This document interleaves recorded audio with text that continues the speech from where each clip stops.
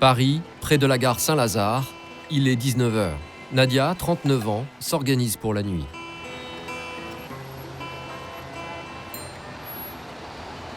Et voilà, ça c'est ma petite maison, donc pour le moment il n'y a rien dedans encore.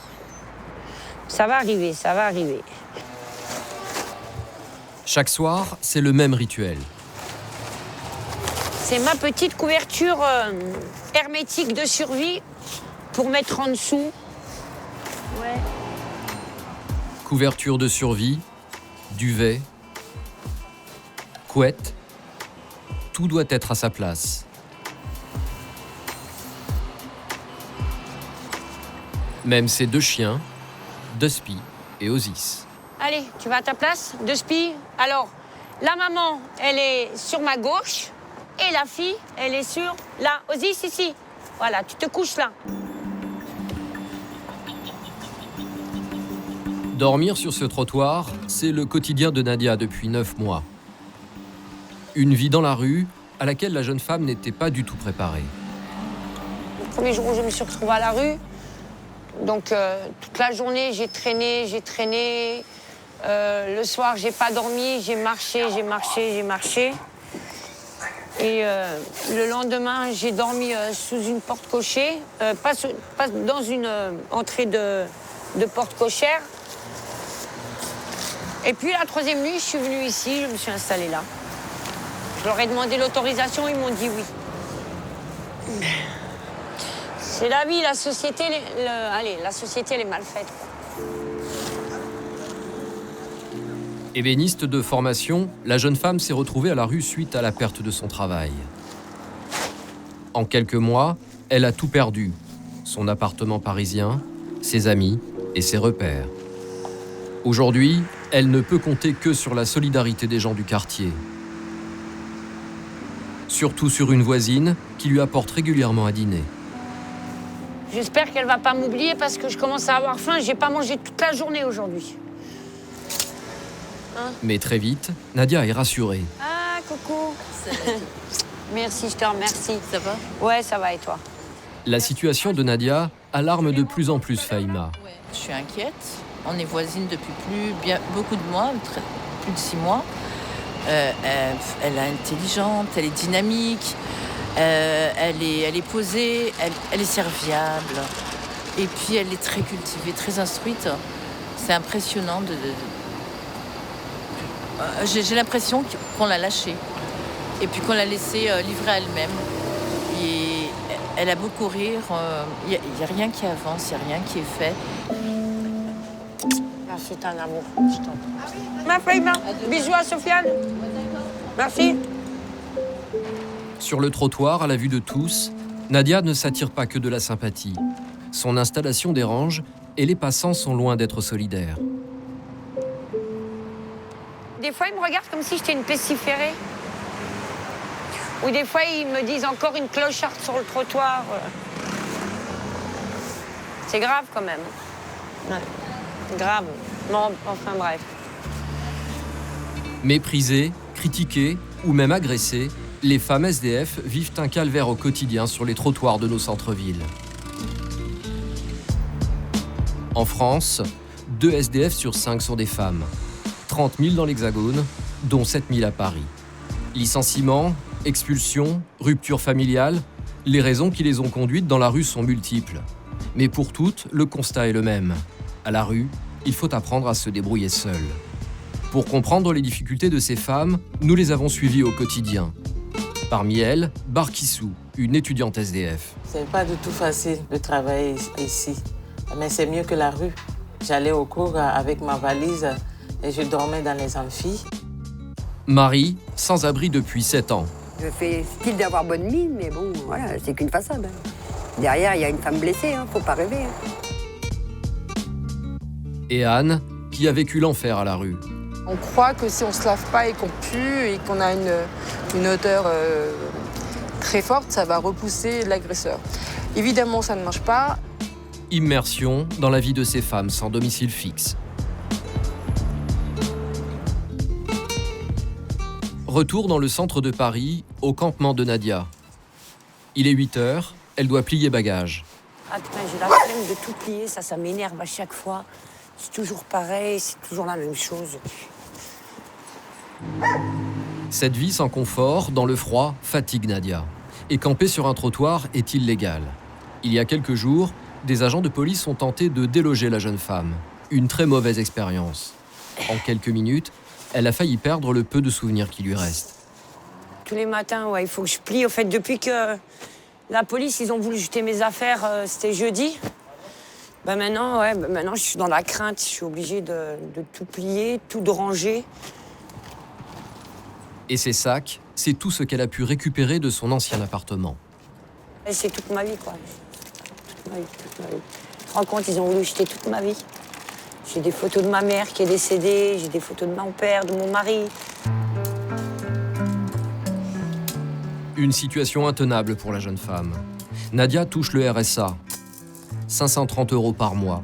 Une somme insuffisante pour louer un appartement à Paris, payer ses factures et assumer les dépenses quotidiennes. Après 9 mois de rue, elle ne rêve que d'une chose, trouver un logement social. J'ai fait plein de demandes partout, ça m'a été refusé parce que je ne suis pas prioritaire, je ne suis pas assez précaire ou je sais pas quoi. Donc voilà, quoi. Pour moi, c'est un peu embêtant parce que je suis malade, j'ai des problèmes de santé. Mais bon, on fait avec, hein. Voilà. Je suis saturée, je te jure, je suis saturée. Enfin bref. Une fois toutes ses affaires rangées, Nadia n'a pas de lieu où se poser.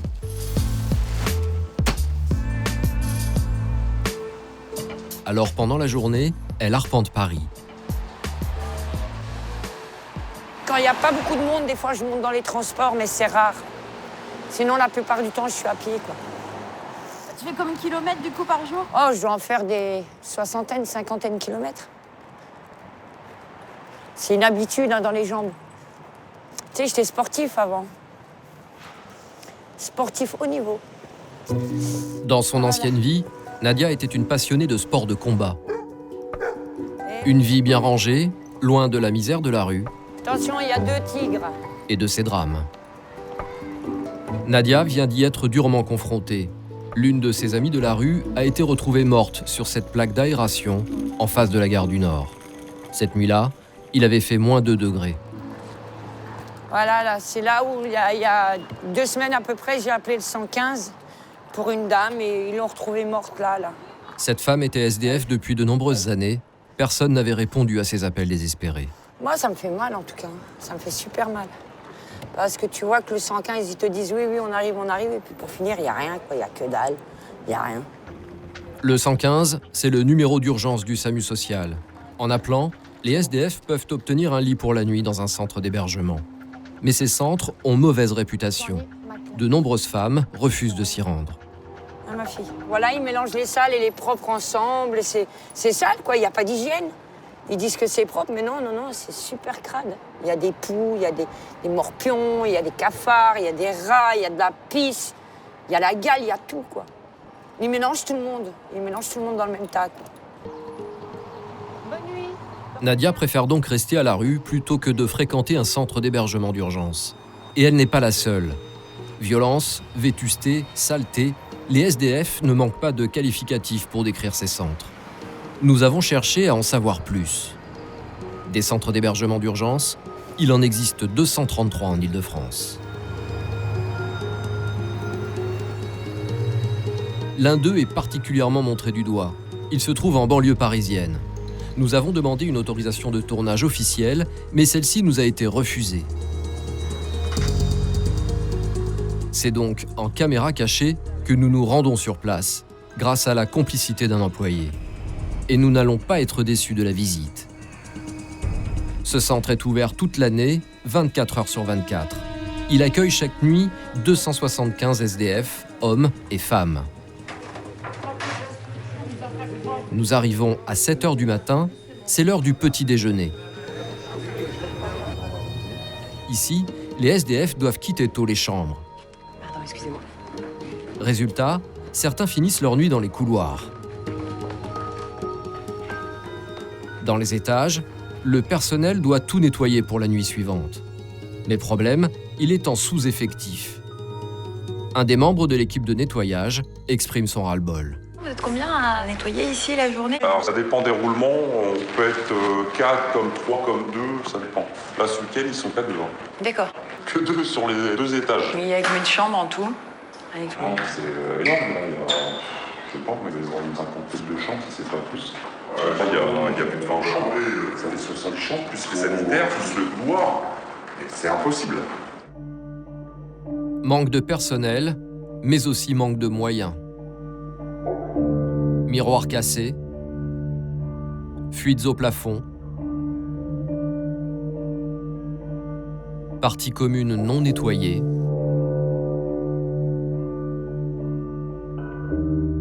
Ah, là aussi, WC cassé. Ouais. de nombreux sanitaires sont hors service. Et ça, c'est pas réparé? Bah non, parce que c'est en attente, parce que soit il manque une pièce, soit la pièce est commandée, soit... Ah ouais. Ça fait combien de temps qu'il est bouché celui-là? Celui-là, ça fait un bout de temps. En bas, c'est pareil, ça fait plus de 6 mois que j'attends le siphon. On va arriver à un stade, de toute façon, on ne pourra plus faire face à tout ça, parce que ça reviendra trop cher. Et on va pas obligé, autant qu'il ferme. Et le papier toilette, c'est joli maintenant, bah, toujours pas. On a 6 rouleaux pour chaque étage. 6 rouleaux, ça fait pas une semaine. Hein. Il y a 200 et quelques personnes. Ici, les dysfonctionnements s'accumulent, le personnel se sent dépassé. C'est les matelas, c'est les housses à matelas, il y a encore des matelas à changer, oui, mais c'est cher. Mais à ce moment-là, on ne fait pas de centre d'hébergement, ça a un coût, c'est sûr, ça ne rapporte rien. Il y a des choses qui s'usent et qu'on a besoin. Parce que ça va être considéré comme de la maltraitance. Hein. Faire dormir des gens sur des paillages dégueulasses, pleines d'urine, etc., c'est de la maltraitance. Des conditions d'accueil bien loin de respecter la dignité humaine. Un environnement encore plus difficile à supporter quand on est une femme. Et les femmes, il y en a beaucoup plus. Oui, je vous l'ai dit. 2000, quand c'est ouvert, 2005 femmes, 2017, 81 quelques. Une surpopulation qu'il est difficile de loger. Le centre n'a pas les moyens d'accueillir toutes ces femmes, ni de rénover leurs chambres. Et pour les femmes, c'est pas trop dur ici quand même? Ah si, quand même, non, mais les femmes, ça fait plus de 30 ans qu'elles sont ici. Elles viennent tous les soirs. Mais c'est pas une vie pour un jeune, pour une jeune, c'est pas... Non, je pense qu'il y a d'autres solutions, quoi. Faut rebondir parce qu'après, les gens ils prennent racine s'ils partent plus après, c'est fini. Ouais. Faut savoir que après, c'est la dernière roue du carrosse, il n'y a plus rien. Après, il y a d'autres centres d'hébergement, c'est différent, mais vous avez touché le fond, il faut que vous arriviez ici, après, il n'y a plus rien. Selon cet employé, finir dans ce centre, c'est un peu le point de non-retour. Pourtant, la plupart des femmes n'ont pas d'autre choix que de se tourner vers ces lieux d'hébergement. On y trouve tous les profils, même les plus surprenants.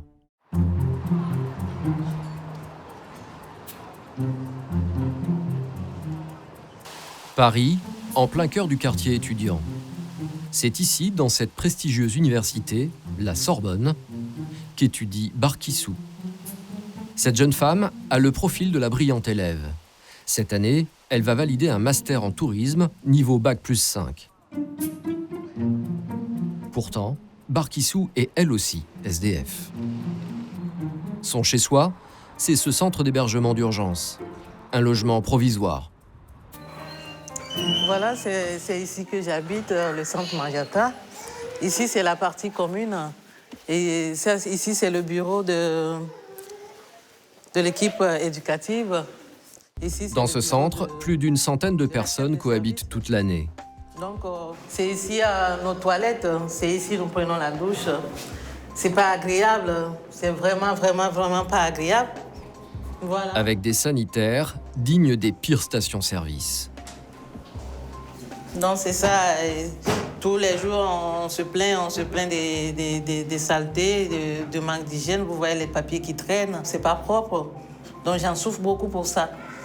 Et du coup, tout est collectif, en fait, c'est aussi pour ça? Oui, tout est collectif, il n'y a pas de toilettes individuelles. Voilà les douches aussi, ici. Voilà l'état des douches. C'est ça, c'est le manque d'hygiène. Ça, c'est catastrophique. Pour le nettoyage, les occupants s'organisent entre eux. Et tout le monde n'a pas la même exigence niveau hygiène. Ici, c'est la cuisine. On l'ouvre ça les jeudis, de jeudi à dimanche soir. Mais c'est fermé. Aujourd'hui, normalement, on devait ouvrir ça, mais c'est fermé. Parce qu'il parle de manque d'hygiène, donc on ne peut pas préparer.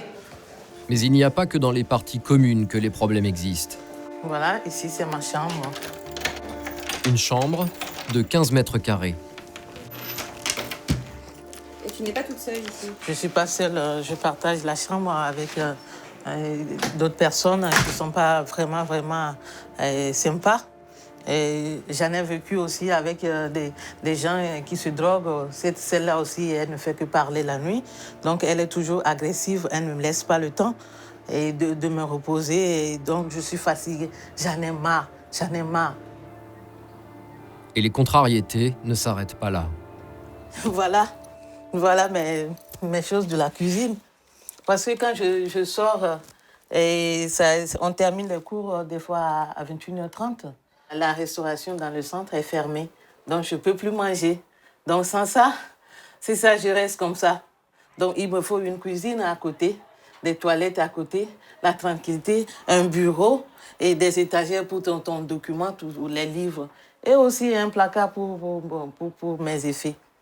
Parce qu'on va à l'université, il faut être bien habillé. Pour la recherche des stages, il faut être bien habillé, il faut être en tenue correcte. Mais là, j'ai des valises comme ça avec des habits. C'est contraignant. Rien ici ne facilite les révisions de la jeune femme. Elle a dû faire avec les moyens du bord. Au départ, je n'avais pas du tout de table. Cette table, je l'ai ramassée dans la rue. C'est trop petit pour l'étude. Avec mes documents, ça prend tout. Et je suis obligée de me mettre ici, avec ce tabouret que j'ai ramassé aussi dans la rue. Donc, c'est pas du tout facile de travailler ici. Mais c'est mieux que la rue. Parce que j'étais à la rue, j'allais au cours avec ma valise et je dormais dans les amphis. Après que le 115 ne me trouve ici. Malgré cet hébergement précaire, Barkissou n'a jamais baissé les bras. En tout cas, j'ai réussi. Je suis très contente. D'ailleurs, c'est mon diplôme de Master 1. Ça, quand je l'ai eu, je l'ai crié. J'étais contente, très contente. Parce que c'est pas facile, c'est Paris, Sorbonne. On a envie de sortir de cette situation, de vivre la vie normale, de travailler, de payer les impôts. Parce que là, je sais que l'État contribue pour nous ici. Donc, il faut que moi, je travaille aussi pour contribuer aux autres aussi. Donc, c'est très important. En fin de journée, Barkissou rejoint sa voisine Basilua. Allô, ma chérie, tu es là? Hey, ça va, ma princesse, ça oui. va? Tu es rentrée? Oui, je viens de rentrer. D'accord. Ça va? Tu étais à l'université? Oui. Ça a été la journée? Oh, ma chérie, comme d'habitude, tu sais. Basilua est une mère célibataire. Elle est arrivée dans le centre il y a 9 mois avec ses 5 enfants. Très vite, la solidarité s'est installée entre les deux femmes. C'est dans le centre, on s'est connus. Comme nous vivons les mêmes conditions, nous sommes dans la galère, donc on se soutient comme ça. On ne se connaissait pas du tout. Mais elle est comme ma sœur, donc on partage tout. Une amitié qui les aide à surmonter les difficultés de leur quotidien précaire. Parce qu'on se soutient beaucoup. Le lendemain matin, nous retrouvons Basilua. Ses enfants sont à l'école, c'est son seul moment de répit. Espace, c'est bon, on a habité, c'est petit. Basilua travaille, elle est femme de ménage, mais ses petits revenus ne lui permettent pas d'obtenir un logement. Depuis 5 ans, elle est ballottée de place en place. Au total, 8 hôtels et 5 centres, et autant de déménagements. Moi, je fais que suivre 115 et tous les directives là qu'elle me donne. Je suis ça, parce qu'il y avait 115, et vous savez, il faut avoir des nerfs solides. 115, c'est le stress. Hein. Si vous dites que vous êtes là pour 3 nuits, c'est 3 nuits. Si vous dites que vous êtes là pour une semaine, c'est une semaine. Une vie sur le qui-vive, angoissante. Basilua est toujours prête à partir du jour au lendemain. Vous voyez là-bas, j'ai l'habitude des valises. Hein. J'ai 7 valises ici. J'ai l'habitude des valises. Ça, c'est pour ma 2e fille. Ça, c'est pour ma 3e fille. Ça, c'est pour ma 4e fille, Sarah. Donc, j'ai l'habitude de quelqu'un qui part tout le temps en voyage, quoi. Toute sa vie est entreposée ici, dans ces 25 mètres carrés. Et j'ai des placards aussi qui sont pleins, parce que j'ai 5 enfants. L'autre placard ici, c'est les chaussures. Des chaussures, quelques laits à manger, quelques assiettes ici, je mets. À l'heure du déjeuner, Basilua retrouve Barkissou. Les oignons? Tu as oublié la cachette. Les oignons, c'est sous les lits du bébé. Ah, d'accord. Tu as oublié ça? J'ai oublié. Mais pas facile de préparer un repas quand on ne dispose pas de sa propre cuisine ni du matériel nécessaire. Entreposer sa nourriture relève du système D. Bon, moi j'ai mon frigo ici. On garde les repas dehors. C'est notre frigo traditionnel ou naturel.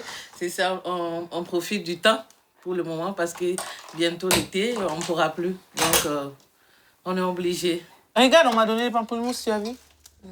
C'est bon. Oui, c'est le resto du cœur m'a donné ça. Tu vas faire combien de ma chérie? On va faire 4. 4, ça va pas suffire quand même. Et depuis le matin, j'ai rien mangé, ma chérie. S'il te plaît, ma princesse. On m'avait donné 10 aujourd'hui, 10 œufs. Et là-bas aussi, encore 10 qu'on n'a pas encore touché. Mais c'est quoi ça, là, cette économie-là, ma princesse? C'est pas l'économie, il faut gérer. On mange, mais il y a... Je suis gestionnaire, donc... Tu mets même 6. Quand on mange comme ça, là, c'est jusqu'au soir. Hein. Le temps du repas, la précarité s'efface. La cuisine, ça nous fait oublier tout, hein. Ça nous fait oublier nos problèmes, nos stress. On se sent vraiment à l'aise. Les recettes sont simples, le menu frugal, mais chacune profite de cet espace de liberté. On mange. Oui, bon appétit. Bon appétit. On mange. On va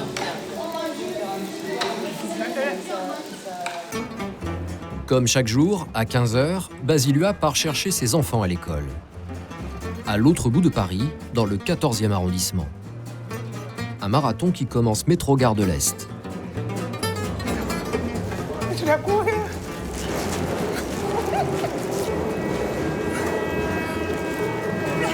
Faut courir, sinon vous ratez le métro. Ça fait 45 minutes, ça c'est le plus raccourci. Sans le retard. S'il y a des problèmes dans les métros, la ligne 13, je passe 1 heure. Au total, Basilua va prendre 3 métros différents, sans perdre une seule seconde. Ah mais tous les jours, c'est pas facile, mais on ne peut pas faire d'autres moyens, on n'a pas d'autre choix. J'ai pas d'autre choix, donc c'est ça, quoi. Si la famille a souvent déménagé, les enfants sont toujours restés dans la même école. Pour ne pas les traumatiser, c'est pourquoi je les laisse là-bas au moins. Ils ont un repère. Pour Basilua, c'est un point capital. Grâce à cela, ils gardent leur équilibre.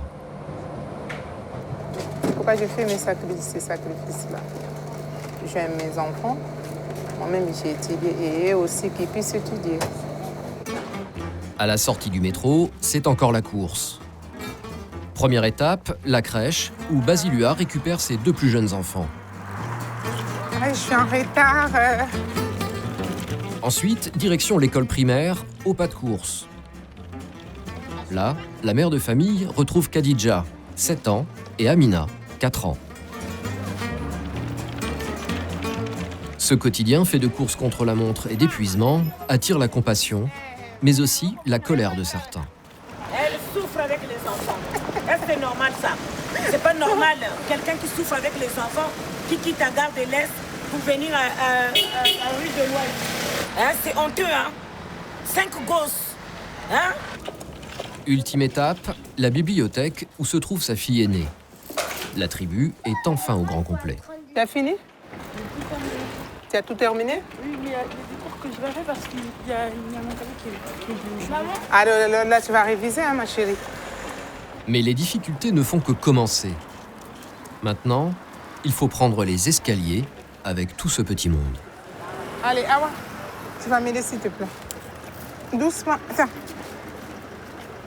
Amina, écoute. Amina, Merci beaucoup, madame. Allez, descendez, Amina, descends. C'est hyper lourd. Oui, c'est super lourd. attendez, je vais arriver. Voilà. Après 1 heure de transport Merci beaucoup, messieurs. et de sport, On est arrivé à la maison, presque à la maison. ce périple quotidien n'est pas sans conséquences sur la santé de Basilua. Ça, c'est le papier que le médecin m'a prescrit parce que là, chaque fois, je le vois presque chaque semaine. Je le vois pour le dos et les genoux. Parce que chaque jour, vu le trajet que j'effectue là, donc c'est mal. Pour les enfants, la fatigue s'accumule. Des victimes de la précarité qu'on a souvent tendance à oublier. À 7 ans, la petite Khadija a des rêves bien concrets pour son âge, loin de ceux de ses copines. Avoir une grande chambre dans une maison. Et aussi plus jamais avoir mal au pied pour aller à l'école. Toi aussi? Un souhait qui semble inaccessible pour cette famille. Pourtant, depuis 3 ans, Basilia multiplie les démarches.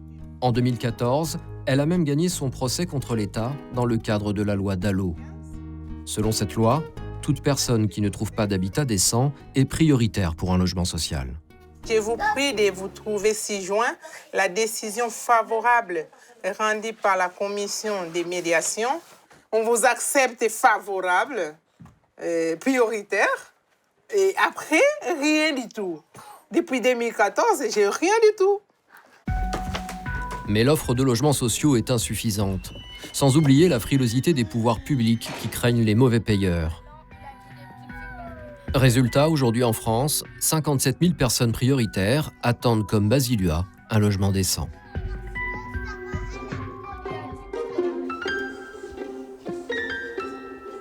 La rue n'est pas une fatalité. Certaines femmes réussissent à s'en sortir, parfois même de façon radicale. Aujourd'hui, dans les GG, mesdames et messieurs, au 3216, sur rmc.fr, sur numéro23.fr, avec le hashtag GGRMC, vous pourrez interpeller Elina Dumont, intervenante sociale. Bonjour Elina. Bonjour les GG, et je voudrais faire un coucou tout particulièrement à Moussa et Mehdi, 2 super plombiers qui nous écoutent tous les jours. Nous sommes sur le plateau d'une émission de télé et de radio très connue. Ici, sous le feu des projecteurs, à côté des grands noms du journalisme, Elina Dumont fait entendre sa voix. Mais attendez, oh Marianne l'a dit elle-même. À partir du moment où ils sont mineurs, on ne peut pas les renvoyer. On va quand même pas les tuer. Elina est une ancienne SDF. Aujourd'hui, son changement de vie est impressionnant. C'est devenue, elle aussi, une vedette du petit écran. Et comme toutes les stars, avant l'émission, elle se fait maquiller, participe aux réunions avec des journalistes confirmés. Et sur le plateau, elle tient une place de choix. On redécouvre c'est quoi l'essentiel de la vie. Enfant de la DAS, Elina a passé 15 ans dans la rue. Son expérience en fait une experte des questions sociales. J'avais 18 ans, j'étais à la rue. On disait « Ah, c'est rare, une fille à la rue ». Et moi, j'ai appelé des travailleurs sociaux. « Mais non, mais Elina, c'est un truc, comment vous dites, épiphénomène. » Voilà. Sauf que moi, aujourd'hui, 20 ans plus tard, vous avez vu le nombre de femmes qu'il y a dans la rue? Donc et c'est ça, c'est un nouveau phénomène, ces enfants oui, dans la rue. Oui. Tu verras. Et ses avis bien tranchés sont respectés par les autres chroniqueurs de l'émission. On sent qu'elle est habitée. C'est pas quelqu'un qui a eu un parcours comme les autres. Son identité, on la sent, et on l'apprécie. Son identité, Elina l'affiche clairement. À l'antenne, elle choisit toujours de parler du cas des plus défavorisés. Qui sont-ils? Alors, d'après ce qu'ils disent, eux, au Maroc, ils étaient déjà à la rue. Ça, par contre, ils le disent. Mais le pire dans l'histoire, c'est que là, on n'en parle que maintenant, mais ça fait 1 an qu'ils sont dans Paris. À la rue, Elina n'avait pas vraiment l'occasion de faire entendre sa voix, de donner son avis. Et j'étais outrée, je vous jure. Je la vois à l'image avec ses petits dossiers là sous le bras, l'air de dire « Oh bah non, mais de toute façon, je gérerais mieux les affaires à Paris. » Résultat, aujourd'hui, elle compte bien être la porte-parole des oubliés du système. Ça représente beaucoup. Ça... Il y a tellement de gens qui galèrent et qui aimeraient... L'autre fois, je suis tombé sur une voilà, avoir la parole. D'ailleurs, c'est le but de l'émission, quoi. Elle a sur le marché la rue à Auteuil. Puis moi, je suis quelqu'un, voilà, je lâcherai jamais rien, quoi. J'irai jusqu'au bout. Tant qu'il y aura un truc à défendre, j'irai... Enfin, voilà, je suis comme ça, quoi. C'est cette ténacité qui a permis à Elina de sortir de la rue. SDF pendant 15 ans, elle a connu l'alcool, la violence, les faux espoirs. Jusqu'au déclic, à l'âge de 34 ans. Une femme propose de lui louer une chambre de bonne pour une modique somme. Elle accepte, enchaîne les petits boulots et se met à la recherche d'un appartement. Depuis 5 ans, elle vit dans son propre studio. Mais au début, passer de la rue à un logement n'a pas été une étape facile. Alors, vous voyez, quand j'ai eu mon appartement, eh bien, avant, au moment où je mettais la clé dedans, je me dis, il y avait, je sais pas comment vous expliquer, il y avait comme un blocage et je pouvais pas rentrer. Donc du coup, hop, puis je repartais. Elle préfère dormir chez des amis. Il a fallu 6 mois et l'aide d'un psychologue pour qu'elle parvienne enfin à franchir le pas de sa porte. Petit à petit, elle a dû apprivoiser l'espace et retrouver les petits plaisirs du quotidien.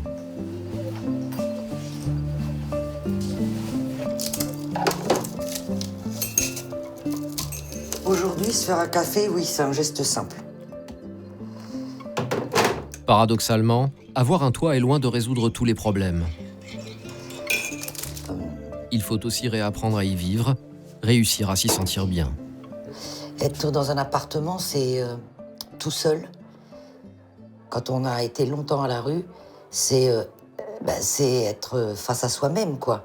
Il n'y a plus personne. Voilà, on est tout seul, on ne sait pas quoi faire.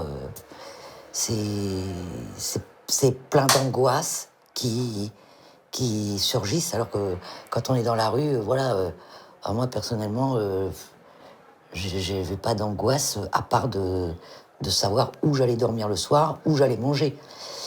Mais face à soi-même, voilà quoi, c'est un vide horrible, quoi. Regarder la télévision, bouquiner, se reposer, impossible pour Elina. Quand elle est chez elle, l'intervenante sociale préfère se plonger dans le travail. Je ne peux pas être chez moi si j'ai pas du travail. Voilà.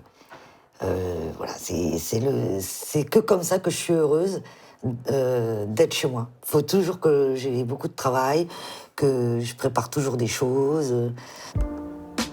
Et pour aménager son intérieur, elle est allée à l'essentiel. Un frigo, une machine à laver, un bureau, une table et un lit placé stratégiquement.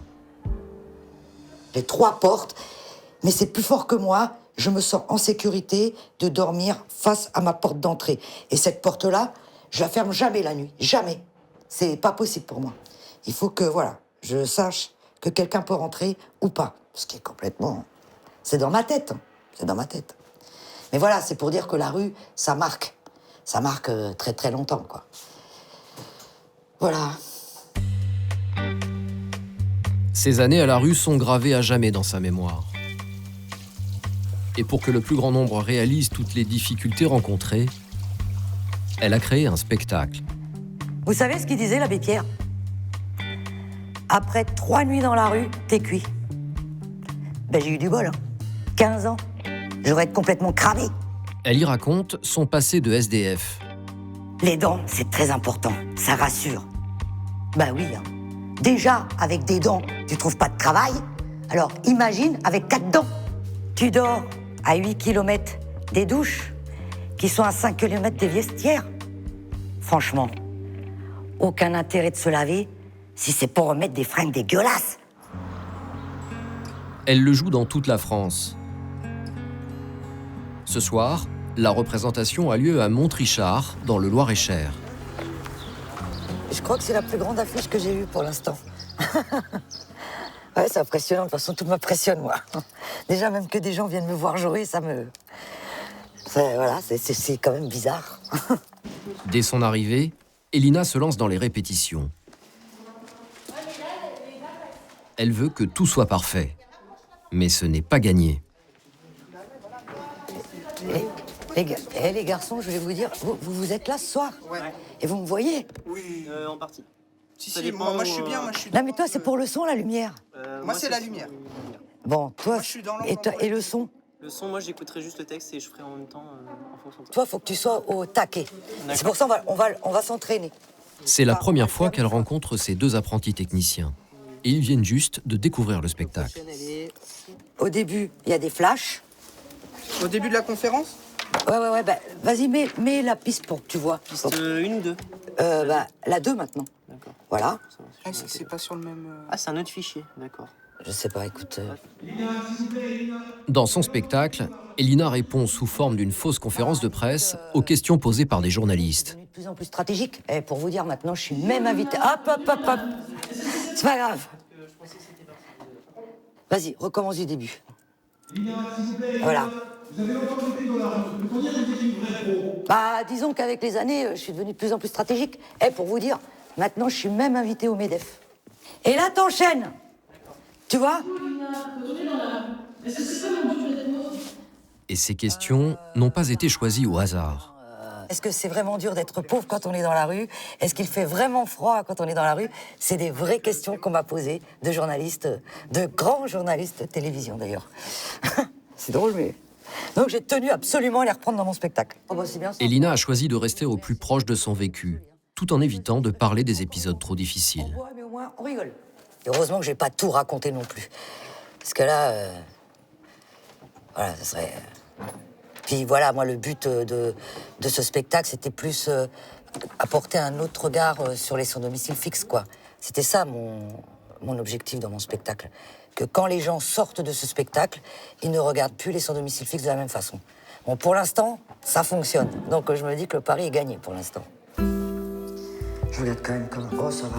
Pendant ces années sans domicile, Elina a pris conscience qu'être une femme pouvait être un atout. Naturellement, dans la rue, déjà, les gens, ils ont plus d'empathie pour une femme que pour un homme. D'ailleurs, ça peut expliquer, je pense, pourquoi il y a on voit moins de femmes dans la rue que d'hommes.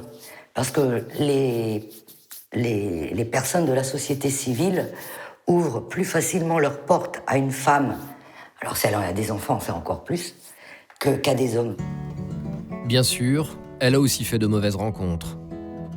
Mais cela a forgé son caractère, au point de lui donner l'envie d'écrire son histoire et de prendre des cours de théâtre. Au bout de 10 ans de travail acharné, son spectacle Des quais à la Seine est né. Adresse? Ben ça dépend, monsieur. Le lundi, le mardi, le mercredi, le... Elle y raconte les petites combines de la rue. Ben tiens, moi par exemple, le lundi, je prenais mon courage à deux mains. Déjà, je repérais une femme. Oui, parce que les femmes, c'est beaucoup plus sympa. Et je prenais mon courage à deux mains. Et je courais. Madame! Mon train! Mes enfants m'attendent! Et hop! 10 €! Merci, madame! Avec son franc-parler, elle n'hésite pas à critiquer les institutions. Alors moi, je les connais par cœur. Leur truc, c'est de t'enfermer dans un bâtiment public avec des horaires pour manger, des horaires pour dormir, des horaires pour pisser et des horaires pour te faire engueuler. Moi, ils voulaient me réinsérer, ils m'ont complètement déboussolé. Bah, c'est bien simple, hein. À choisir, je préférais encore les bancs publics. On boit, mais au moins, on rigole. Merci! À la fin du spectacle, Elina en profite pour dédicacer le livre qu'elle a écrit sur son expérience de SDF. C'est quoi le travail? Enfin, je pense parce que... Ah ouais, j'ai travaillé ça, je vous le dis. Hein. Ouais. Et c'est un peu... Enfin, on le voit pas, mais je trouve que ça fait vraiment... C'est des moments émouvants. Bonsoir. Bonsoir. Une façon de prolonger la rencontre avec son public. C'est pour... Nicole. Pour Nicole. Moi, je travaille à l'hôpital. D'accord. J'imagine qu'aux urgences, il y a beaucoup de sans-domicile fixe. Oui, forcément, ouais. Parce que ça, c'est souvent notre... C'est bien pour se réfugier. Là encore, elle ne mâche pas ses mots et raconte les terribles méthodes pour survivre à la rue. Les hommes, voilà, vous couchez avec et puis vous êtes tranquille. Vous êtes pendant 8 jours, vous êtes au chaud, quoi. C'est horrible ce que je dis, mais c'est une réalité, quoi. Alors que les femmes, elles vont pas dire au mec, viens coucher avec moi. Enfin, vous voyez, il y a une réalité là. Elina a réussi son pari, réunir deux mondes qui d'habitude s'ignorent. Merci. La nuit, les SDF sont livrés à eux-mêmes. Mais certains ont décidé de leur venir en aide. Comme Nathalie, salariée du SAMU social. Toutes les nuits, de 20h à 5h du matin, avec son équipe, elle effectue des maraudes, des tournées dans les rues de la capitale à la rencontre des SDF. Excusez-moi, couverture. Couverture, j'ai un sac de couchage si vous voulez, ou j'ai des places en hébergement aussi. Ouais, non, c'est du couchage. Ouais. Vous voulez autre chose? Ouais, un truc à manger. Un truc à manger? Les équipes du SAMU social interviennent dès que le centre d'appel du 115 leur signale un SDF en situation inquiétante. Rue Morand et 19. Il est 21h, la nuit ne fait que commencer et déjà un premier cas de détresse leur est signalé. On va boulevard Masséna chercher une dame, premier SAMU, qui n'a jamais été pris en charge en fait par le SAMU social. C'est le café Masséna, tu m'as dit 14. Café Masséna. Ah, c'est la dame qui est assise apparemment, je pense. Là. C'est pas ça? C'est une dame? Ouais. Voilà. Sur place, une femme d'une quarantaine d'années, elle semble épuisée. Bonjour madame. Nathalie, on est du SAMU social de Paris. Bonjour, vous avez fait appel à nous, c'est ça? Oui. Voilà. Je vais vous poser juste une question. Comment ça va? Vous sentez bien ou pas? J'ai mal au pied. Au pied? Oui, non, c'est dans ma hanche. À la hanche. Ce que je peux vous proposer, c'est qu'on aille dans un centre qui est un centre d'hébergement d'urgence, c'est-à-dire qu'on accueille les gens à la nuit. Donc ce soir, on va pouvoir mettre à l'abri. Je peux aller avec vous pour dormir. Oui. Le matin, je dois sortir. C'est ça. Vous avez jusqu'à 11h. Et il faudra demain matin, il faudra refaire le 115. Je viens vers les 15h, 16h. Sans l'intervention de Nathalie, cette femme aurait passé la nuit dehors, dans le froid et sans protection. Finalement, elle sera conduite dans un centre d'hébergement d'urgence. Elle pourra y passer une nuit en sécurité. Vous voulez me donner la main, monsieur? Ça va être plus simple. Attendez, Tout comme votre Jacques, sac, un autre SDF, Voilà. pris en charge lors de la maraude. Prenez votre temps, il n'y a pas de souci. Merci, c'est gentil. Bon, Jacques, on va manger? Vous êtes OK? Impeccable. Alors, c'est parti. Allez. Vous voulez que je porte votre sac, peut-être? Non, ça va Pendant aller que Nathalie guide Jacques, ses collègues prennent en charge la femme. J'ai peut-être mal dans les jambes. Ouais, dans les bras. Non, les bras. Ça va? De toute façon, vous êtes déjà venu, là, vous connaissez? Ouais. Mais moi, c'est la première fois que je vous vois, vous vous rendez compte? Ah ouais. Nathalie travaille depuis 4 ans au sein du SAMU social de Paris. Oui. À force de maraude, elle commence à bien connaître la plupart des SDF. Et aussi les centres qui les accueillent. Là, on est dans la salle de restauration où ils ont un repas à n'importe quelle heure. Si on les amène à 3h du matin, ils peuvent manger à 3h du matin. Voilà. Et demain matin, ils auront un petit déjeuner ici aussi, avant de sortir. T'as tout mis là, c'est bon? Merci. Hop. Voilà. Bon appétit. Chaque nuit, 50 personnes, dont 16 femmes, peuvent dormir ici. Ouvert il y a 3 ans, ce lieu fait figure d'exception.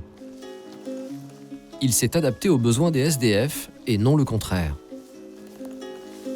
On avait un autre centre à Montrouge, mais c'était des chambres de 6 personnes, 5 personnes. C'est compliqué la collectivité. Donc du coup, ils se sont adaptés, ils ont fait des chambres de 1 ou 2 personnes. Ça, c'est une chambre seule, qui est un peu plus grande que les autres parce qu'elle est faite pour les personnes à mobilité réduite. Comme ça, ils peuvent circuler avec leur fauteuil roulant. Et là, on a... Voilà, ils ont leur douche et leur toilette. Toutes les chambres sont comme ça. Donc, c'est voilà, un très bon centre. Mais pas le temps de traîner pour les équipes du SAMU social. À peine les 2 premiers sans domicile déposés, il faut repartir de toute urgence. Le 115 vient de leur signaler une femme dans le quartier de Montmartre. Alors, la rue des Abbesses, c'est celle-là, et le 27, il doit être en face, normalement. Après 30 minutes de trajet, l'équipe arrive sur place. Mais pas de traces de la femme. Il n'y a personne. Une situation à laquelle Nathalie est habituée. Quand on reçoit le signalement, il suffit qu'on soit occupé déjà avant, qu'on mette du temps à venir, et la personne, entre-temps, elle a le temps de bouger, quoi. Donc ça arrive, quoi. Bon, c'est pas... C'est comme ça. Bon, on va continuer. Ouais, la dame, 27 rue des Abbesses. On en trouvait. Chaque nuit, Nathalie parcourt plus de 100 km. Avec toujours le même objectif, apporter un soutien à ces personnes en détresse. Un quotidien qu'elle ne changerait pour rien au monde. Paris la nuit, je trouve que c'est ce qu'il y a de plus joli, quoi. Voilà. En résumé, on a le plus beau métier du monde, quoi. Pourquoi c'est le plus beau métier du monde? Et il y a le contexte qui fait que c'est sympa, quoi. Et puis voilà, les gens de la rue par eux-mêmes, quoi. C'est des gens qui nous apportent beaucoup, en fait, sur plein de choses. C'est-à-dire qu'on arrête de se plaindre aussi pour des choses inutiles. On relativise beaucoup, en fait. Mais parfois, les équipes du SAMU social se trouvent confrontées à des situations désespérées. Ouais, donc là, on va chercher une dame qui est connue, qui est bien connue du SAMU social là, depuis plusieurs années. Et qui se dégrade énormément. Dans la rue, la santé se détériore très rapidement. En moyenne, l'espérance de vie d'un SDF ne dépasse pas les 45 ans. Alcool, drogue, problèmes psychiatriques, les femmes, elles aussi, sont touchées. Comme cette dame, très alcoolisée, qui vit avec son compagnon au coin d'une rue. Nathalie va tenter de la persuader de venir dormir dans un centre. Tu veux qu'on appelle pour voir s'il y a de la place? Ouais, on a du rhum, là. Ah ouais, bah oui. Ok, j'ai bien compris. Au revoir. L'alcool est interdit dans les centres d'hébergement d'urgence. Nathalie n'insiste pas davantage. En fait, là, le truc, c'est que l'appel de l'alcool est plus fort que la place. Voilà. Donc, elle m'a bien exprimé qu'elle avait du rhum, donc c'est dommage. Bon, c'est comme ça. Elle ne cache pas sa déception. C'est vraiment une personne touchante et ça m'aurait fait plaisir de les emmener tous les deux dans le même centre. Voilà, ils auraient pu se poser aussi tous les deux là-bas. Mais bon, c'est comme ça. Ça fait partie du métier, c'est pas grave. Ah bon. L'appel du rhum, c'est l'appel du rhum aussi, attends. Bon, c'est pas grave, allez. Mais le SAMU social ne peut pas forcer les SDF à être hébergés. C'est déconvenu, Nathalie y est habituée. Elle connaît les limites de son métier. Pourtant, la jeune femme ne se décourage pas. Cette nuit encore, elle continuera sa maraude avec un seul objectif, tendre la main à ceux qui en ont besoin.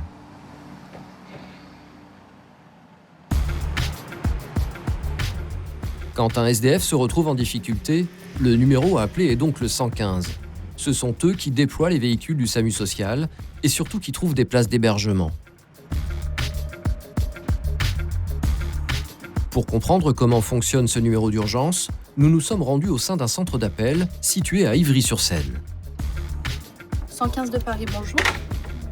À l'autre bout du fil, des dizaines d'opérateurs qui répondent au numéro d'urgence. Attendez un instant, s'il vous plaît. Parmi eux, Maëlys, 22 ans. Alors, est-ce que je pourrais avoir votre nom, s'il vous plaît, et votre date de naissance? Chaque jour, le 115 de Paris reçoit en moyenne 4500 appels. Les femmes SDF passent des heures au téléphone pour trouver un lit, pour le soir même. 115 de Paris, bonjour. Alors, comment vous allez, madame? Vous avez pu vous abriter hier, madame? Ah, vous êtes à la halte-femme? Vous avez pu vous reposer un petit peu? Bon, bah, ne quittez pas, madame. Je vais aller voir si on a des places, d'accord? On n'a aucune place aujourd'hui. Aucune place pour les femmes. T'as des droits? Une? Ok, merci. Il est seulement 15 heures et il ne reste qu'une place sur tout Paris. Mais la femme qui appelle n'est ni âgée ni mère de famille. Elle n'est pas prioritaire. Allô, madame? Oui, alors écoutez, j'ai été me renseigner. Là, madame, on n'a pas suffisamment de place. Il faudrait nous appeler ce soir à 19h, madame. On ne sait pas combien de places on aura le soir, madame, donc je ne peux pas vous garantir si on pourra vous héberger ou pas. Bon courage. Le verdict est rude. Maëlys est contrainte de dire non plusieurs fois par jour. Au niveau des femmes, on a une dizaine, une quinzaine de places par jour. Donc c'est peu comparé au nombre d'appels. Moi, j'ai déjà fait des nuits au 115 où on avait 4 places pour toute la nuit.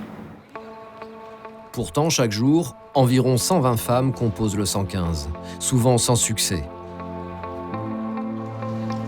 Nous avons voulu tester selon quels critères une femme pouvait obtenir un lit pour une nuit. Notre journaliste a donc appelé le 115. Bonjour, vous avez composé le 115, numéro d'accueil des personnes sans abri. L'équipe du 115 est là pour vous informer et vous orienter. Pour le premier appel, elle se fait passer pour une jeune femme de 23 ans qui cherche un hébergement pour cette nuit.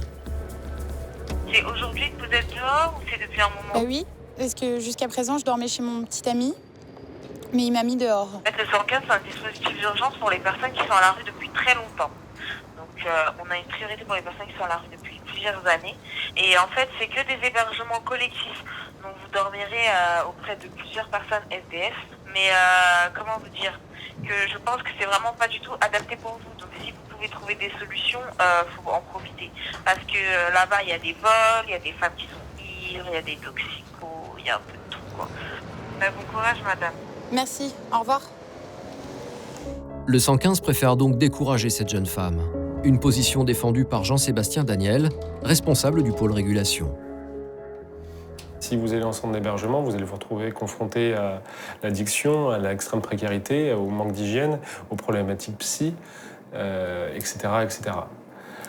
C'est une réalité, hein, vraiment. Et la promiscuité dans les centres d'hébergement, dans les chambres, je pense que ça doit être très très dur à vivre. Hein. C'est un peu un effet dissuasif, je vous l'accorde.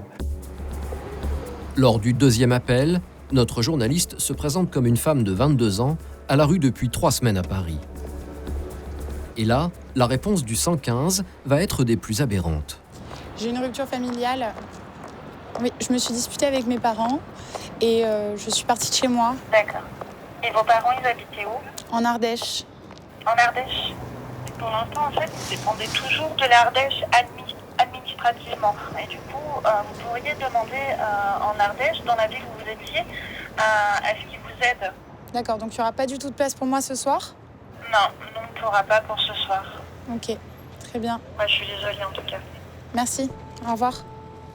Le 115 doit assurer une prise en charge sans condition. Cette réponse négative est donc difficile à justifier pour Jean-Sébastien. Il est mal à l'aise. On a parfois des réponses qui peuvent être maladroites. Et c'est en même temps aussi... Ça permet de dire non parce que de dire bah, vous ne dépendez pas de nous, c'est un autre département, c'est un autre 115. Ça cache un peu le fait qu'on ne puisse pas dire oui aussi. Enfin, c'est par manque de solutions à proposer aussi. Hein. Je pense que c'est un petit peu humain de se cacher derrière quelques trucs des fois.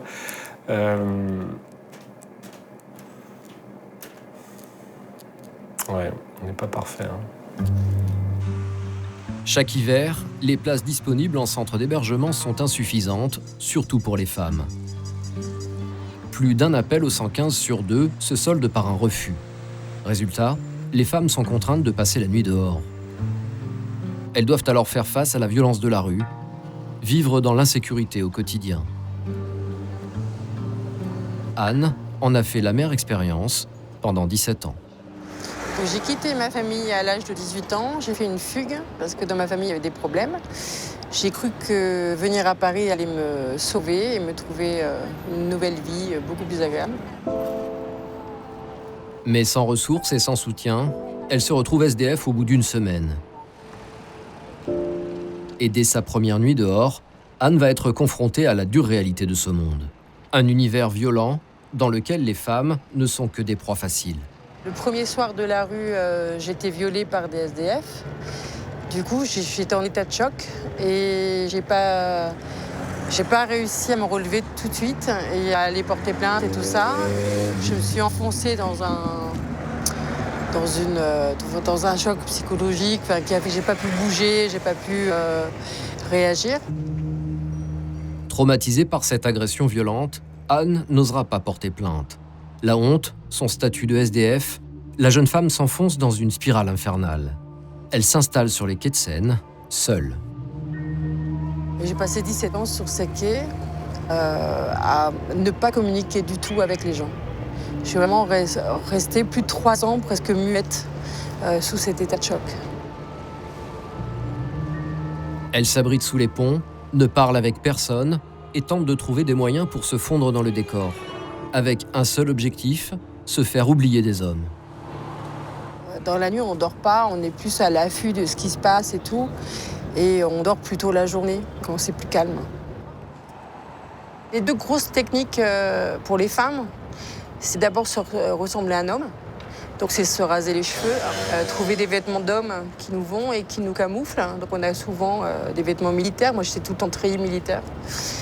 Et puis la deuxième, parce qu'on croit que ça va marcher, mais ça marche pas. Mais on croit que si on se lave pas et qu'on pue et qu'on a une odeur très forte, ça va repousser l'agresseur. Malgré tout, elle reste une proie. Les agressions se multiplient. Un enfer. Anne a été violée plus de 50 fois en 17 ans de rue. Et ses bourreaux ont des profils insoupçonnés. Je me suis fait violer à la Défense par des cols blancs, comme ça s'appelle. C'est des mecs en costard-cravate. Et qui m'ont juste dit que j'étais moins chère qu'une pute, en fait. Parce que j'étais gratuite. Voilà. Ils arrivent à 10, tu peux rien faire. Et ça tourne et tu peux rien faire. On n'a pas la force de se défendre, on n'a même plus l'envie de se défendre. En fait, on est tellement dans une dépression sans fond et sans avenir et sans rien qu'en fait, on se dit peut-être qu'il va me tuer et ce serait peut-être bien, quoi. Voilà. Dans la rue, Anne tombe enceinte. À la naissance de son 2e fils, elle accepte l'aide d'une assistante sociale. C'était il y a 13 ans. Reprendre pied est un parcours difficile qui lui a demandé beaucoup d'énergie.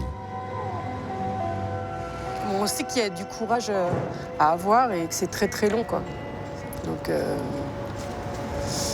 mais puis on ne pense pas que c'est possible surtout. Mais ça l'est. Aujourd'hui, elle vit dans un appartement avec ses 2 enfants et réapprend à vivre à leur côté. Si aujourd'hui Anne est sortie de la rue, c'est grâce à l'aide d'assistantes sociales et d'associations. Celles-ci développent de plus en plus d'initiatives pour aider les femmes SDF à se sentir mieux. C'est le cas de ce drôle de camping-car qui sillonne 2 fois par semaine les rues parisiennes. Il s'agit de Mobile Douche, une salle de bain itinérante dédiée aux SDF.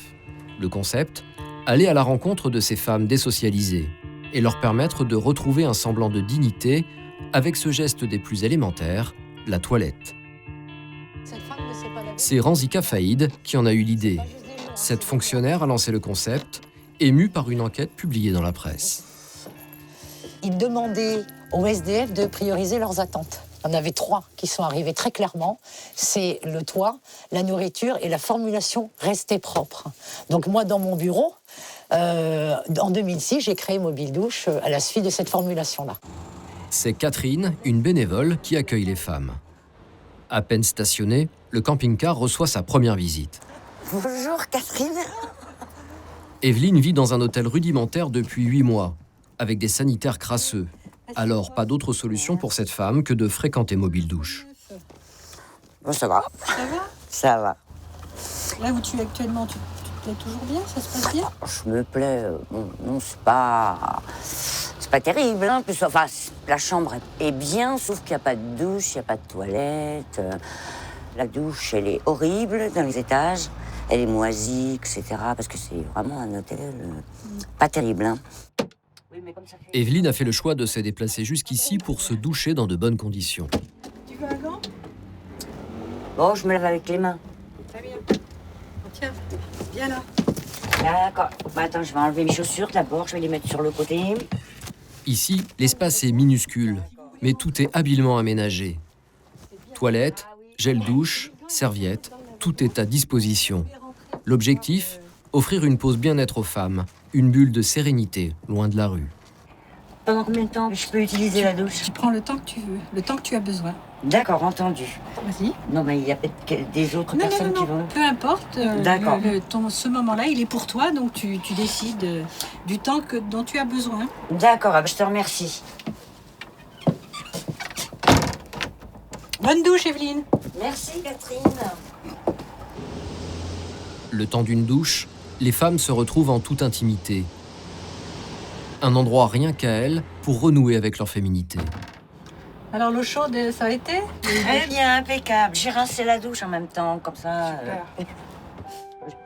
Ce service est inestimable pour Evelyne, qui vit depuis plusieurs années dans une extrême précarité. Pendant 2 ans et demi, j'ai pas eu la possibilité de prendre de douche, puisque je vivais dans un box. Et bien, c'est énorme, quoi. C'est beaucoup. Je prenais une douche peut-être une fois tous les 3 mois et encore. Bon, bien sûr, dans mon box, j'avais acheté un rail chaud pour faire chauffer de l'eau, etc. Bon, j'étais propre, puisque même à cette époque-là, je travaillais encore. Bon, il n'était pas question que je reste sale. Mais c'est pas une douche. Quand il fallait que je me lave la tête, là, ça commençait à poser un problème. Pouvoir se laver régulièrement a changé le quotidien d'Evelyne. T'as de la chance parce qu'en fait, on a eu plein de dons, des trousses de toilette qui sont super sympas, donc tu peux choisir celle que tu veux. Après, on va la remplir avec ce dont tu as besoin. D'accord. Si tu as une préférence pour ces couleurs-là, ça ou ça. Oh, après, le contenu, on le change. Moi, j'aime le bleu. Alors, tu veux celle-là? Oui. Mobile Douche fournit également différents produits d'hygiène au SDF. Tous sont des dons de particuliers ou d'entreprises. Voilà. Eh ben, c'est impeccable.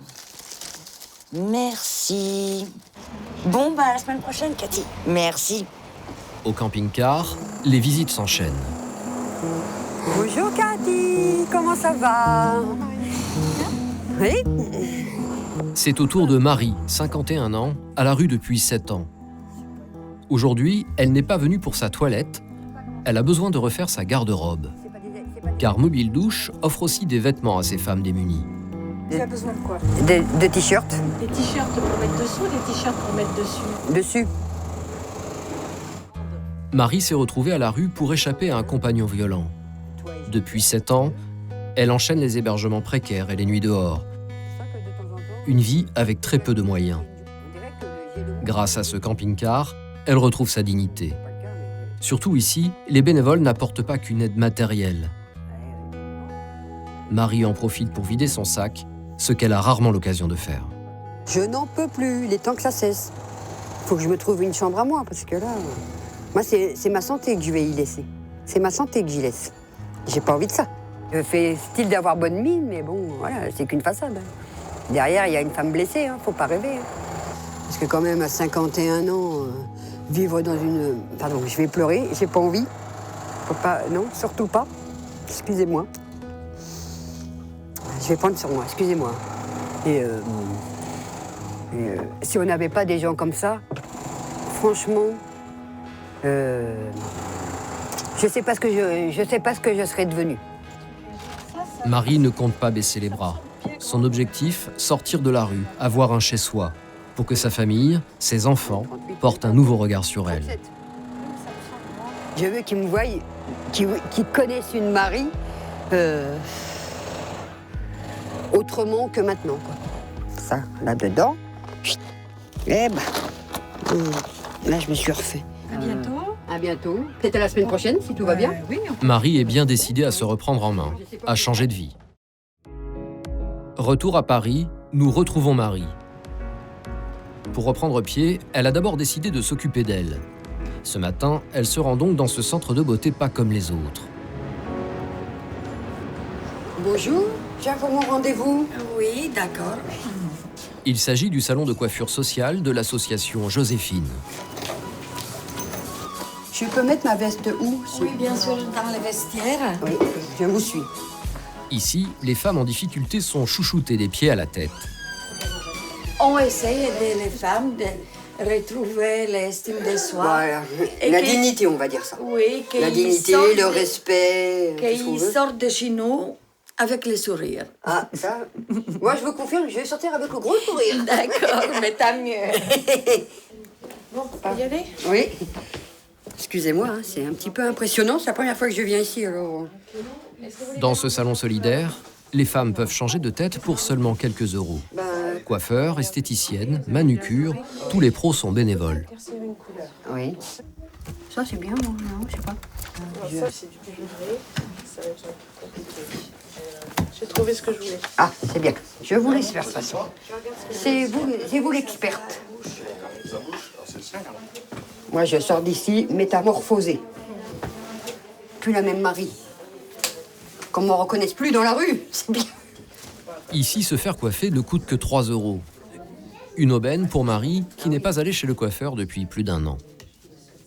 J'essaye qu'à chaque époque de mon anniversaire, si j'ai un petit peu de moyen, ben, je m'offre le coiffeur. Ça va la température, là? Oui, ça va très bien. Depuis quelques mois, Marie vit dans un centre d'hébergement d'urgence. Elle partage sa chambre avec 5 autres femmes. Dans ces conditions, difficile de prendre du temps pour soi. Ah, ça fait du bien, franchement. Ça fait du bien la tête, surtout. De profiter un peu de soi, de prendre une journée pour soi. Ça libère des soucis, ça permet de voir d'autres personnes, d'autres horizons. Que toujours les mêmes, toujours les mêmes. C'est la noix de coco. Ouais, ça a l'air, hein? Oui, ça sent très bon. Plus une femme est féminine, plus elle est forte. Coco Chanel. Bien. Une bonne citation. Après le shampoing, Marie a rendez-vous pour un soin du visage. C'est la première fois qu'elle va chez l'esthéticienne. Je me détends, ça fait du bien.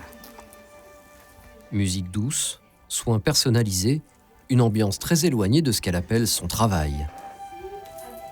Quand je travaille le matin, je fais la manche. Hein. Les gens, moi j'ai toujours le sourire parce que je montre pas ma... Comment on appelle ça? Je montre pas ma situation parce que je suis une femme, mais c'est pas évident tous les jours. Hein. Je vous confirme, c'est pas tous les jours évident. C'est pas... J'essaie d'avoir le sourire. Des fois, il y a des coups de blues. Mais... on peut pas tout le temps sourire. Hein, ça. C'est un masque au collagène, nous allez rajeunir de 20 ans. Ah, c'est bien ça. L'opération relooking continue avec le maquillage. C'est vrai que ça change. Oh mon Dieu, je me reconnais pas dans la classe. C'est pas fini? Ah, en plus, c'est pas fini. Mes copines de chambre, elles vont dire, c'est pas Marie, ça. Elle est passée où? Bah, toi, elle est passée dans les mains d'une spécialiste. De toute façon, j'ai dit, en sortant d'ici, transformée. Réconcilier les femmes précaires avec leur image, c'est une des missions du Salon Joséphine. Et pour qu'elles se sentent aussi bien dans leur corps que dans leur tête, une psychologue est là. Et je reçois les femmes ici oui. qui ont envie d'essayer de se débarrasser des soucis qu'elles ont dans leur tête. Ah, d'accord. Ça va être compliqué parce que j'en ai pas mal. La psychologue ne reçoit pas dans un cabinet, mais dans un dressing, un univers feutré qui libère la parole. Avant que je sois dans le foyer. Vous dormiez dans la rue? Voilà. Sous les ponts, dans une tente, dans un terrain vague. Alors moi, j'avais vu... Une errance à laquelle s'ajoute une situation familiale difficile. Les 4 garçons de Marie vivent chez leur père ou en famille d'accueil. Elle a juste gardé contact avec l'un d'entre eux. Moi, je comprends pas. C'est le seul de mes 4 enfants qui veut recréer les liens avec sa mère. Et les autres, non? Non, parce que leur père leur a monté la tête, on va dire. Ah ben, vous savez, hein, mon ex-femme, c'est une femme SDF et tout ce qui s'ensuit. Et voilà, c'est tout. Et ça, c'est un truc que j'ai pas apprécié quand je l'ai su. Bah, évidemment. Mais Être séparé de ses enfants, c'est un drame que vivent beaucoup de femmes à la rue. Devoir vivre sans eux est un manque cruel pour Marie. quand j'ai appris ça, mon Dieu, mais ça m'a détruit. Hein. Mais ça, je vous comprends. Elle entend bien prouver à ses enfants qu'elle peut se ressaisir. Cette remise en beauté est la première étape de cette reconquête. Ça va très bien. Ah, super. Franchement, nickel. Franchement, là, il n'y a rien à redire, c'est parfait. C'est parfait, c'est parfait.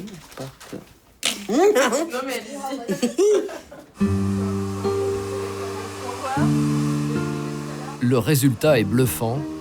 Marie reprend confiance en elle.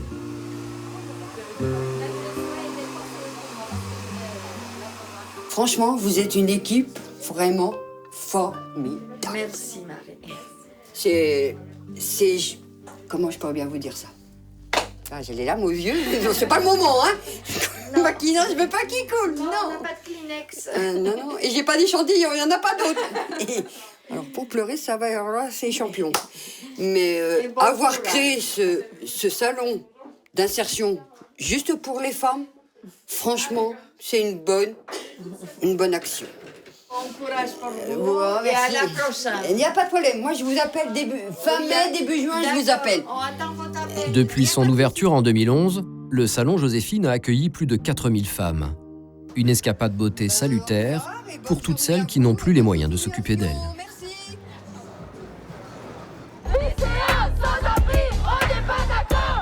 Mairie de Saint-Ouen, en banlieue parisienne.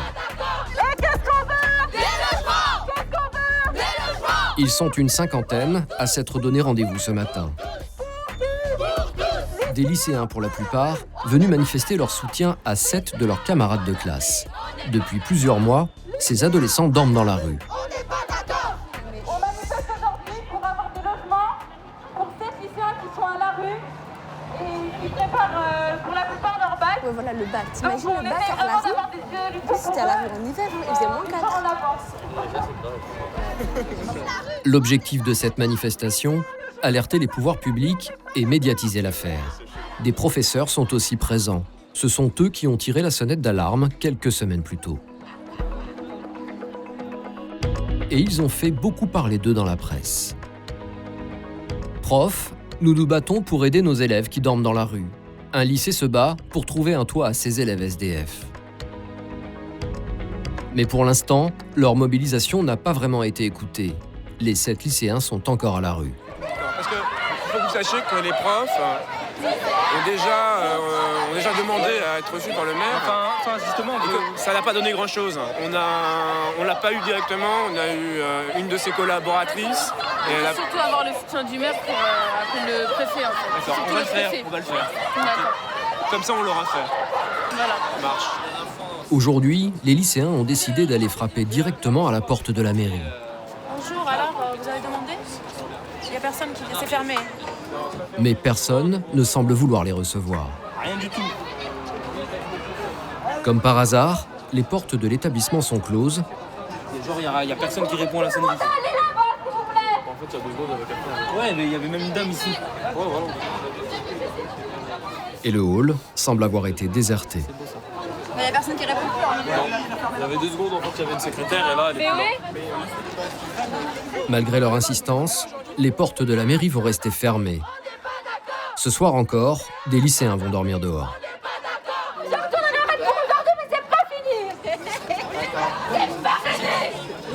Les lycéens SDF ne sont pas présents aujourd'hui. Ils préfèrent rester discrets et anonymes. Par honte, mais aussi pour ne pas s'attirer les mauvaises blagues de certains camarades. Parmi eux, Marie, 18 ans, a accepté de nous rencontrer, à une seule condition, qu'on ne la reconnaisse pas. Il y a 1 an, sa mère perd son emploi et son logement de fonction. Elles sont hébergées chez une tante, mais depuis 5 mois, celle-ci ne peut plus les accueillir. L'élève, en terminale S, se retrouve donc à la rue avec sa mère et sa sœur cadette. En fait, j'ai étalé une écharpe par terre pour me coucher en fait. Vous prenez l'écharpe. Et ensuite, on l'étale comme ça par terre. Et on s'assoit dessus. C'était impossible de dormir parce que le sol, déjà, il est dur. Et j'arrivais pas du tout, en fait. C'est un coup, je me couche, un coup, je me lève, je m'assois. Un coup, je me lève pour aller marcher. Et je reviens, pareil.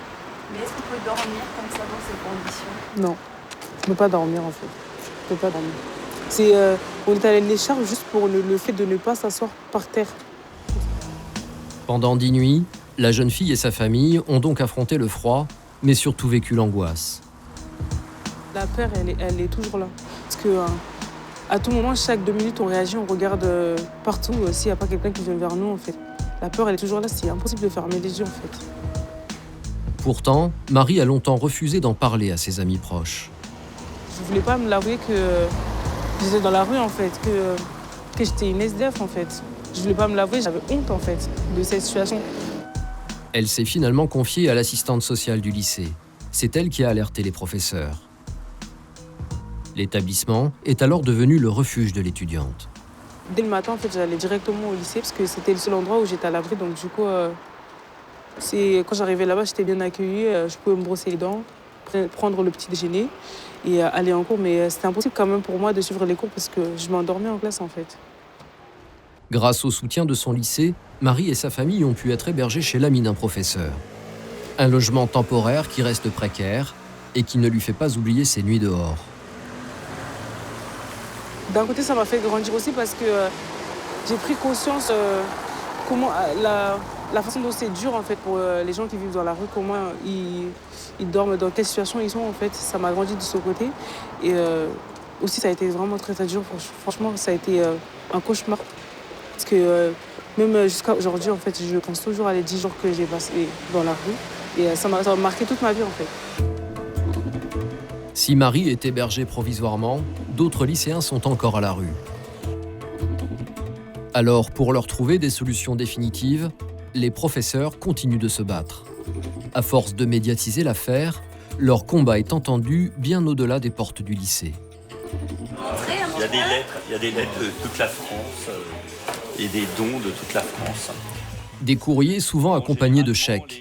Au total, ils ont reçu plus de 7 000 € de dons. Oui, suite à l'émission de télé, j'ai été touchée par cette jeune fille sans domicile fixe. Voici un petit chèque en espérant qu'elle en recevra plein d'autres, amicalement. Alors, il y en a une autre qui dit « C'est France Inter qui m'a fait connaître votre action. Mon histoire familiale fait que j'y étais très sensible et j'ai souhaité vous aider de loin. En ce début d'année à tous, mes meilleurs vœux, mes félicitations et bon courage aux élèves et aux enseignants. » Ah, c'est de Londres, et il y en a une qui vient de Londres, oui.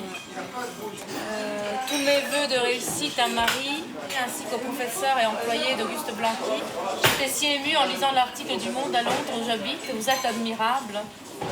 Je vous souhaite du courage et d'être récompensé par tant de générosité. C'est sympa. Cet argent a permis de louer des appartements pour quelques semaines, d'acheter de la nourriture, des vêtements aux élèves. Mais les professeurs savent que ces aides sont dérisoires. Très vite, en fait, il y a eu des dons. Ce qu'on s'est dit, nous, c'est que, bien sûr que c'était très bien, finalement, parce que ça permettait de financer un hébergement, en l'occurrence mon mari, mais que la solution n'était pas là, en fait. Le but, ce n'est surtout pas de se substituer et de devenir des logeurs de nos élèves, quoi. C'est vraiment pas notre but. L'inaction des pouvoirs publics les dépasse. Nous, on veut bien comprendre tous les blocages, tous les problèmes qui puissent exister, mais ça nous met, nous, en tant que professeurs et en tant qu'humains, dans des situations qui sont intenables. Voilà, on ne peut pas enseigner demander des choses à des élèves alors qu'on sait très bien qu'ils dorment dehors, quoi. C'est juste. Donc voilà, après la réaction, elle est juste là. Non, effectivement. Mais même si ce n'est pas leur rôle, les professeurs n'abandonnent pas. Ils ont réussi à décrocher un rendez-vous avec le sous-préfet et certains élèves ont déjà pu être relogés. À plus de 500 km de Paris, un autre combat est mené pour que les femmes sans domicile ne se sentent pas abandonnées. À Grenoble, en Isère, une association ouvre ainsi ses portes à un public 100% féminin. 3 fois par semaine, des femmes SDF y trouvent refuge et surtout l'ambiance chaleureuse d'un foyer. C'est haricots qu'il faut faire là. Comme à la maison, le déjeuner est un rendez-vous convivial, immanquable. 8, 10, 11, 12, 13, 14, 15, 16, 17, 18, 19, 20, 21, 22. Ici, pas de différence entre les travailleurs sociaux et les bénéficiaires. Bon, on va bien manger. Tout le monde doit mettre la main à la pâte.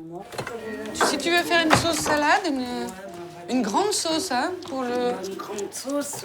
Bah t'en fais une et j'en fais une autre avec du citron. Moi j'aime bien le citron.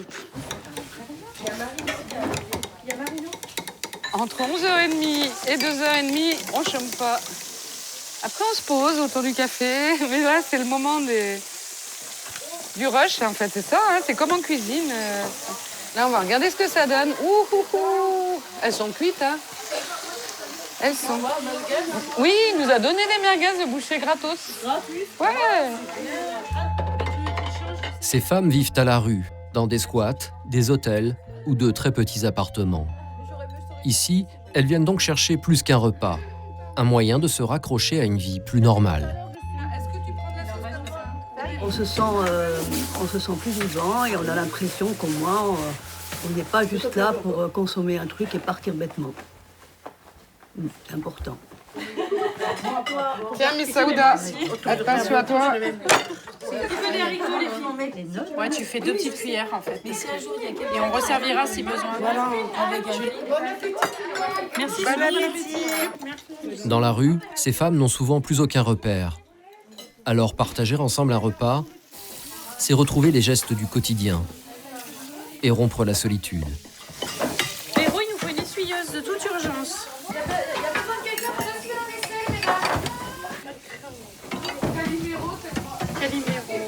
On a mangé ensemble, du coup, on fait la vaisselle ensemble. Tout le monde a la tâche, tout le monde met la main à la pâte. Une entraide et des moments partagés ensemble, comme dans une vraie famille. Les femmes retrouvent les liens qu'elles ont perdus dans la rue. Ça me rappelle des souvenirs, tout ça. Il y a le look.